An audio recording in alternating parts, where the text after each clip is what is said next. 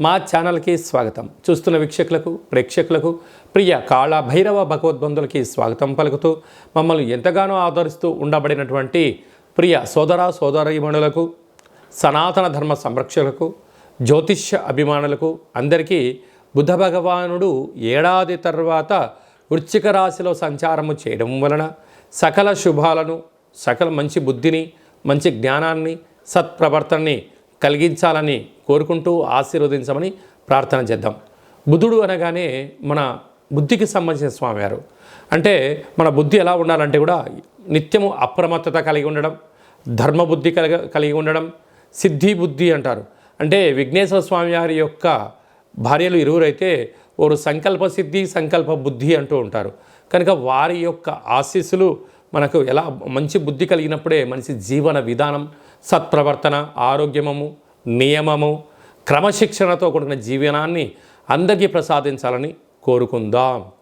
ఇలాంటి కాల సమయంలో బుధుడు మనకు అనుకూలంగా ఉండాలి అన్నట్లయితే ప్రతి బుధవారం పూట ఉదయం 6 గంటల నుండి 7 గంటల వరకు బుధహోర జరుగుతూ ఉంటుంది. కనుక సూర్య నమస్కారం చేయడం, ఓం బ్రాం బ్రీం బ్రౌం సహ బుధాయ నమః అనేటువంటి మంత్రాన్ని ఉచ్చరింపచేయడం, ప్రతి బుధవారము పెసరపప్పుతో కూడుకున్నటువంటి ఆహారాన్ని భుజించడం, ఆ పెసరపప్పును నీటిలో నానబెట్టి హనుమంతుడు స్వామివారి దేవాలయంలో ఏర్పాటు చేయడము, శ్రీ వెంకటేశ్వర స్వామికి తులసిమాలను సమర్పించడము, విష్ణు సహస్రనామ పారాయణం చేయడము, విష్ణు సహస్రనామ పారాయణాన్ని వినడం వలన బుధుడి యొక్క ఆశీలు కలిగి మనకి మంచి బుద్ధి కలుగుతుందని చెప్పి గమనించాలి. ప్రతి బుధవారం పూట నవగ్రహాల దేవాలయానికి వెళ్ళి 17 సార్లు ఓం బ్రాం బ్రీం బ్రౌం సహ బుధాయ నమః అనే మంత్రాన్ని ఉచ్చరింపచేస్తూ ప్రదక్షిణ చేయడం.